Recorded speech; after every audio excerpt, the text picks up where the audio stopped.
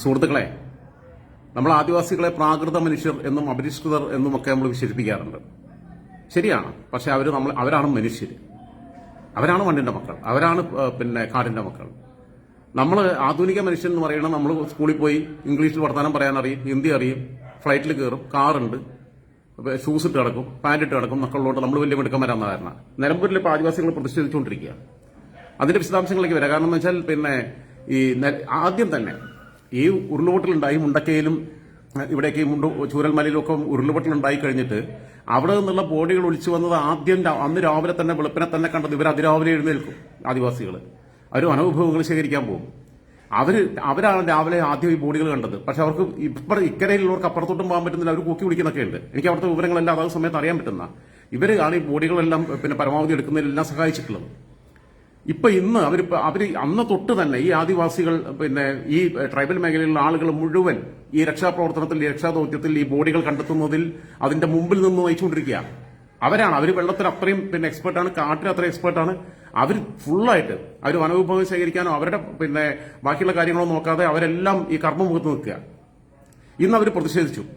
അവർ മരങ്ങൾ കൊണ്ട് കൂട്ടിച്ചേർത്ത് ഉണ്ടാക്കിയിട്ടുള്ള ചങ്ങാടത്തിലാണ് ഈ തെരച്ചിൽ നടക്കുന്നത്. നമ്മളെ ബോട്ടൊന്നും അങ്ങോട്ട് അടുക്കാൻ പറ്റുന്നില്ല വല്ലാതെ. അതേസമയം ഇവരുടെ ചങ്ങാടം, കാരണം അത് ആ താഴത്തേക്ക് അധികം നിൽക്കില്ല, വെള്ളത്തിന് മുമ്പിൽ പൊങ്ങി കിടക്കുന്ന അവര് പ്രകൃതിദത്തമായ സാധനങ്ങൾ മാത്രം ഉപയോഗിച്ചുണ്ടാക്കിയിട്ടുള്ള ചങ്ങാടാണ്. അവരുടെ ആവശ്യത്തിന് വേണ്ടി പുഴ മുറിച്ച് കിടക്കാൻ ഉപയോഗിക്കുന്ന ചങ്ങാടാണ്. ആ ചങ്ങാടത്തിലാണ് തെരച്ചിൽ നടക്കുന്നത്. ഇന്ന് അവർ ചങ്ങാടം എല്ലാം കൂടെ മടക്കിയിട്ട് അവർ പണങ്ങി തിരിച്ചു പോകാൻ തുടങ്ങി. അവർ പറഞ്ഞതെന്ന് വെച്ചാൽ ഇവിടെ വന്ന മനുഷ്യര് കുറെ എണ്ണം ഫോട്ടോ എടുക്കുന്നു, വീഡിയോ എടുക്കുന്നു, അതിന് വന്നവരൊന്നും ഇവിടെ നിൽക്കണ്ടെന്നാണ് പറഞ്ഞത്. ഉദ്യോഗസ്ഥന്മാർ കുറെ നാട്ടുകാരും ജനപ്രതിനിധികളും കുറെ അനുനയിപ്പിച്ചിട്ടാണ് അവർ വീണ്ടും ഈ തെരച്ചിലിന് വേണ്ടി കൂടുന്നത്. ആലോചിച്ച് നോക്കണം. അവർക്കുള്ള വിവേകം പോലും, അവർക്കുള്ള ഔചിത്യബോധം പോലും അവർക്ക് സ്മാർട്ട് ഫോണുമായിട്ട് മറ്റേ ഫോൺ പോലും ഇല്ല. ഈ ഐഫോണും ബാക്കിയൊക്കെ ഉള്ള ആധുനിക മനുഷ്യരെന്ന് നമ്മൾ സ്വയം അവകാശപ്പെടുന്ന നമ്മൾ കാണിക്കുന്ന തെമ്മാടിത്തരം, അത് അവർക്ക് അസഹിഷ്ണുത ഉണ്ടായി. അവരതിൽ പ്രതിഷേധിച്ചു. ഇവിടെ വന്നിട്ട് ഫോട്ടോ എടുക്കാനാണ് കുറെ എണ്ണം വരുന്നത്, വീഡിയോ എടുക്കാനാണ് വരുന്നത്. ഇതിനൊന്നും സഹായിക്കുന്നു കൂടിയില്ല. അവർ കഷ്ടപ്പെടുകയാണ്.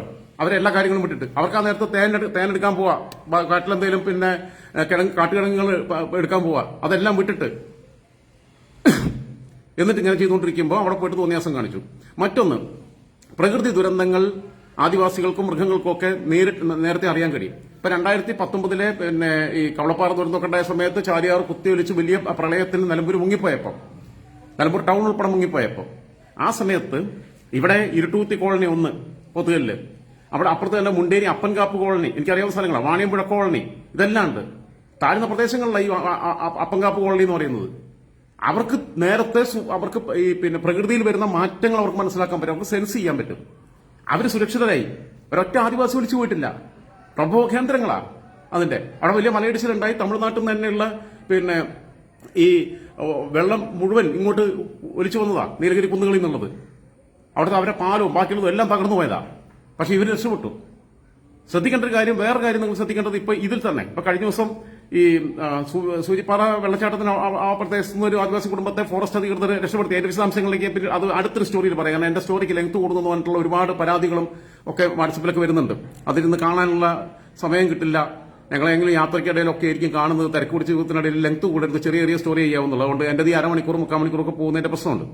ഞാൻ പറഞ്ഞു വന്നത്, ഇപ്പൊ ഇതിൽ തന്നെ ഇവരെങ്ങനെയും രക്ഷപ്പെടുന്നുണ്ട്. വയനാട് ഭാഗത്തുമുണ്ട് ട്രൈബൽസ്, ഇപ്പൊ പൊട്ടിയതിനടുത്തൊക്കെ അവർ രക്ഷപ്പെടുന്നുണ്ട്. അവർ ഭൂമിയിൽ വരുന്ന ചെറിയ മാറ്റങ്ങൾ അത് അവർക്ക് ദൈവം കൊടുത്തിട്ടുള്ള കഴിവാണെന്ന് പറയാം. അവിടെ ദൈവം എന്നുള്ള സങ്കല്പം പ്രകൃതിയുമായിട്ട് ബന്ധപ്പെട്ട കേട്ടോ.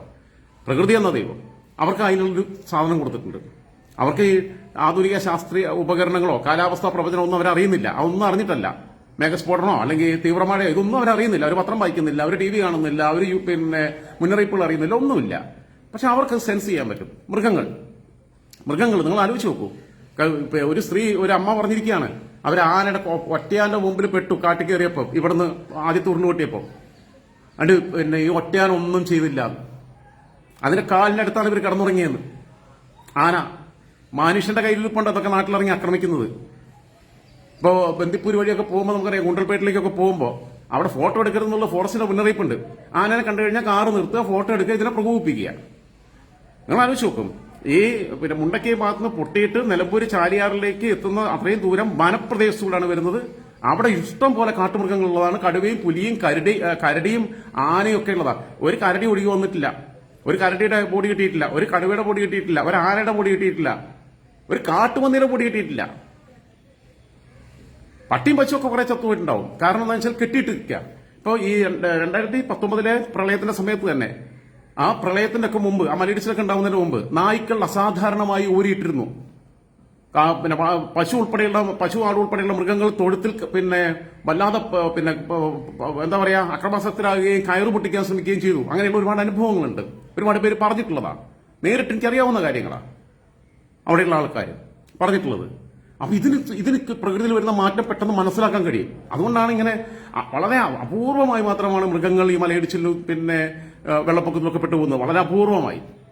അതൊന്ന് ആരോഗ്യ പ്രശ്നങ്ങളുള്ളതാവാം, പെട്ടെന്ന് മൂവ് ചെയ്യാൻ പറ്റാത്തതാവാം, ഈ പിന്നെ പ്രായാധിക്യം കാരണമോ അല്ലെങ്കിൽ മാറെന്തെങ്കിലും പിന്നെ അപകടങ്ങൾ കാരണമോ ഒക്കെ പറ്റിയിട്ടുള്ള എന്തെങ്കിലും ഇതുള്ളതാവാം. ഇവിടെ തന്നെ ഈ വയനാട്ടിൽ തന്നെ മൃഗങ്ങൾ ചത്തുപോയതെന്ന് പറഞ്ഞാൽ വീട്ടിൽ വളർത്തുന്ന പശുവും പിന്നെ കോഴിയും ആടും ഒക്കെ അതിനെ കെട്ടിയിടുകയും കൂട്ടിലിടുകയൊക്കെ ചെയ്യാം. അതേപോലെ പട്ടിക്കൂട്ടിൽ വളർത്തുന്ന പട്ടികൾ പിന്നെ ചെയിൻ ഇട്ടിട്ട് ചങ്ങലക്കിട്ടിട്ട് വളർത്തുന്ന പട്ടികൾ. അതേസമയം അഴിച്ചുവിട്ട് വളർത്തിയിരുന്ന പട്ടികൾ, രാത്രി അഴിച്ചുവിട്ടിരുന്ന പട്ടികൾ, ആ പട്ടികൾ ഇപ്പോഴും അവിടെ ദുരന്ത മുഖത്ത് നമ്മൾ കാണുന്നുണ്ടല്ലോ ഓരോ ചാനലുകൾ റിപ്പോർട്ട് ചെയ്യുന്നത്. അതൊന്നും ഇതിൽ പെട്ടുപോയില്ല. അത് അവിടുന്ന് സുരക്ഷിതമായിട്ട് മാറി. പിന്നെ പിറ്റേന്ന് തൊട്ട് ഉടമയെ തെരഞ്ഞെടുക്കും. എനിക്ക് എന്റെ വീട്ടിൽ നടത്തിയ പട്ടി ഉണ്ടായിരുന്നു. ഞങ്ങൾ പിന്നെ തൃക്കരങ്കോട് ആമീർ എന്ന് പറഞ്ഞ സ്ഥലത്ത് താമസിക്കുമ്പോൾ പിന്നെ അവിടെ ഒരു വർഷം വാടകയ്ക്ക് താമസിച്ച് വന്നിട്ട് അന്ന് പപ്പയെ വലിച്ചത് കഴിഞ്ഞിട്ട് എന്റെ അനിയത്തിമാരും മമ്മിയും കൂടി അവിടെ നിന്ന് ഒരു 10 കിലോമീറ്റർ അപ്പുറത്തുള്ള 10-12 കിലോമീറ്റർ അപ്പുറത്തുള്ള സ്ഥലം പിന്നെ വീട്ടിലേക്ക് വാടകയ്ക്ക് മാറി, കുറച്ചുകൂടി ടൗണിനടുത്തുള്ള. അങ്ങനെ മാറിയ സമയത്ത് പട്ടി ചങ്ങല ഓടിച്ചു പോയി. ആൾക്കാരും എല്ലാം കൂടെ വന്നു കഴിഞ്ഞ സമയത്ത് സാധനങ്ങൾ മാറ്റാൻ വേണ്ടിയിട്ട് പട്ടിയെ കുറേ നോക്കി കണ്ടില്ല. അവസാനം ഇവര് പട്ടീനെ ഇപ്പോൾ പോട്ടെ എന്നുള്ള രീതിയിൽ പിന്നെ ഇവരവിടെ പോയി താമസിച്ചു. പിറ്റേന്ന് രാവിലെ നാട്ടുകാർ വിളിക്കുക, കാരണം ഈ പട്ടി അർദ്ധരാത്രി അങ്ങോട്ട് തിരിച്ചു വന്നപ്പോൾ ഇവിടെ വീടും പൂട്ടിയിട്ടിരിക്കുന്ന ആരെയും കാണാനില്ല. വേറുള്ളവർ ഭക്ഷണം ഇട്ട് കൊടുത്തിട്ട് കഴിക്കുന്നുമില്ല. ഇത് ഇങ്ങനെ കുരയ്ക്കുകയല്ല, കരയുകയാണ്. വല്ലാത്ത ശബ്ദം പുറപ്പെടുവിക്കുക എന്ന് പറഞ്ഞു. അങ്ങനെ പിന്നെ അവർ വിളിച്ചിട്ട് പറഞ്ഞു, അവർ പറഞ്ഞു ഞങ്ങൾ വണ്ടിയെ കയറ്റാൻ നോക്കിയാലും നടക്കുന്നില്ല, ഞങ്ങളടുത്ത് പിന്നെ ഇണങ്ങിയിട്ടല്ലോ നിങ്ങളും വന്നിട്ട് കൊണ്ടുപോകുന്നു പറഞ്ഞു. അതിന്റെ കരച്ചിൽ കാണാൻ വയ്യാന്ന് പറഞ്ഞു. അങ്ങനെ വന്നിട്ട് ഇവർ പോയിക്കൊണ്ടേ. അപ്പൊ ഈ മൃഗം, അതുകൊണ്ടാണ് ഈ മൃഗങ്ങൾ അവരുടെ ഉടമകളെ തേടി ആ മണ്ണിന്റെ മുകളിലൂടെ ഈ രക്ഷാപ്രവർത്തനത്തിനിടയിൽ കൂടി ഇങ്ങനെ നടക്കുന്നത്. അപ്പൊ ഇത് അങ്ങനെ അഴിച്ചുവിട്ടതൊക്കെ രക്ഷപ്പെട്ടു. അതേസമയം കെട്ടിയിട്ടതൊക്കെ പോയി. അത് പോവില്ല, അതിന് രക്ഷപ്പെടാൻ മാർഗ്ഗമില്ല. ഇതിന് സെൻസ് ചെയ്യാനുള്ള കഴിവുണ്ട്, ആദിവാസികൾക്ക് അതിനുള്ള കഴിവുണ്ട്. ആ കാര്യങ്ങളെല്ലാം മനസ്സിലാക്കണം. പിന്നെ ഇത്രയും ആത്മാർത്ഥമായിട്ട് പണിയെടുക്കുമ്പോൾ ഇരുട്ടൂത്തിയിലും അപ്പങ്കാപ്പിലും ഒക്കെയുള്ള ട്രൈബൽസ് ആണ് ഈ ബോഡികൾ കണ്ടെത്തുന്നത്. ഞാൻ പറഞ്ഞല്ലോ, നാച്ചുറൽ ആയിട്ടുള്ള ചങ്ങാടത്തിനകത്താ. മനുഷ്യന്റെ ഏറ്റവും അത്യന്താധുനികമായ സ്പീഡ് ബോട്ടൊന്നും കൊണ്ടുവന്നിട്ട് അങ്ങോട്ട് അടുക്കാൻ പറ്റില്ല. അങ്ങനത്തെ പിന്നെ അതിന്റെ ഒരു അവസ്ഥ എങ്ങനെയാ, അതിന്റെ ഭൂഘടന, പുഴയുടെ ഘടന ഒക്കെ ഈ കല്ലും പാറക്കെട്ട് കിടക്കുക. അതേസമയം മറ്റത് വെള്ളത്തിൽ പൊങ്ങി കിടക്കുന്ന അവർക്കറിയാം മണ്ണെന്താണെന്ന്, അവർക്കറിയാം പാറ എന്താണെന്നുള്ളത്, അവർക്കറിയാം പുഴ എന്താണെന്നുള്ളത്, അവർക്കറിയാം കാടെന്താണെന്നുള്ളത്. അങ്ങനെ അവർ ആത്മാർത്ഥമായിട്ട് ചെയ്യുമ്പോൾ അപ്പൊ ഈ കിണാപ്പും പിടിച്ചിട്ട് ഈ മൊബൈലും പിടിച്ചിട്ട് അതിന്റെ ഇതെടുക്കുക. അവർ പറയുന്നു ഈ ഫോട്ടോ എടുക്കാൻ വേണ്ടി ഇതിന് ആൾക്കാർ വരണേ, പിന്നെ ഞങ്ങളെ സഹായിക്കുകയല്ല ചെയ്യുന്നതെന്ന്. ഇപ്പൊ അവിടെ നിന്ന് പ്രാദേശികമായിട്ട് കിട്ടിയിട്ടുള്ള വിവരങ്ങൾ പല ആൾക്കാർ ഇപ്പൊ എന്നോട് പറഞ്ഞു. നാട്ടിലുള്ള സുഹൃത്തുക്കളെ വിളിച്ചു. അവരൊക്കെ ആ മേഖലകളിലൊക്കെ ഉണ്ട്. കുറെ പേരൊക്കെ ഇപ്പൊ ഇക്കരെ നിൽക്കുന്ന അവർ പറഞ്ഞാൽ ഞങ്ങൾ ഇക്കരെയൊക്കെ നിൽക്കുന്ന, പക്ഷേ വിവരങ്ങൾ അറിയുന്നുണ്ട്. കാരണം അപ്പുറത്ത് പോയിട്ട് നമുക്ക് പ്രത്യേകിച്ചും കോൺട്രിബ്യൂട്ട് ചെയ്യാനില്ല, വേറെ എന്തെങ്കിലും കാര്യങ്ങൾ ചെയ്യുക എന്നുള്ളത് മാത്രമേ ഉള്ളൂ എന്നുള്ളത് പറഞ്ഞു. ഇതൊക്കെ ശ്രദ്ധിക്കേണ്ടതാണ്. ആദിവാസികളാണ് മനുഷ്യർ എന്നുള്ളതാണ്. മനുഷ്യൻ പ്രകൃതിയോട് അകരുകയും പ്രകൃതിയെ നശിപ്പിക്കുകയും വികസനത്തിന്റെ പേര് പറഞ്ഞ് പ്രകൃതിയെ പിന്നെ ഇല്ലായ്മ ചെയ്യുകയും ചെയ്യുമ്പം നാം പറയുമല്ലോ, നമ്മള് പിന്നെ നിങ്ങളുടെ മക്കൾക്ക് വേണ്ടിയിട്ട് ഏക്കർ കണക്കിന് സ്ഥലങ്ങൾ ഉണ്ടാക്കുക, സ്ഥലങ്ങൾ വാങ്ങിക്കൂട്ടുക, 100 കണക്കിന് പവൻ സ്വർണം മേടിച്ചു കൂട്ടുക, കോടിക്കണക്കിന് രൂപ ബാങ്കിലിടുക ഒക്കെ ചെയ്തും അവർക്ക് നാളെ ജീവിക്കാൻ ഈ ലോകത്ത് നല്ല വായു ഇല്ലെങ്കിൽ നല്ല വെള്ളം ഇല്ലെങ്കിൽ ഇവരൊക്കെ വംശനാശം വന്ന് പോകൂലേ?